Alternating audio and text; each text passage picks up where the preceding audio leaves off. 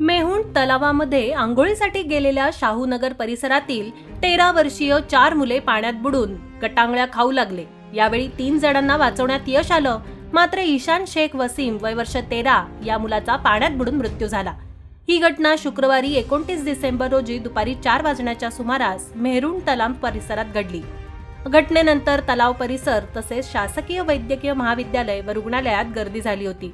शाहूनगर परिसरात राहणारे ईशान शेख, मोईन खान अमीन खान वय वर्ष 13, अयान तस्लीम भिस्ती वय वर्ष 13 व असलम शेख सलाउद्दीन वय वर्ष 13 हे जळगाव येथील 4 जण शुक्रवारी दुपारी 4 वाजण्याच्या सुमारास मेहरुण तलाव परिसरात आंघोळीसाठी गेले।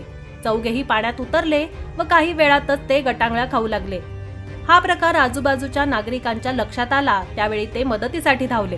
यातील मोईन खान, अयान भिस्ती व असलम शेख हे 3 जण लवकर हाती लागले। त्यांना बाहेर काढून त्यांच्या पोटातून पाणी काढण्यात आले। त्यानंतर ईशान सापडला। चौघांनाही ईशान वैद्यकीय महाविद्यालय व रुग्णालयात नेण्यात आलं। तेथे ईशान याला वैद्यकीय अधिकाऱ्यांनी मयत घोषित केलं।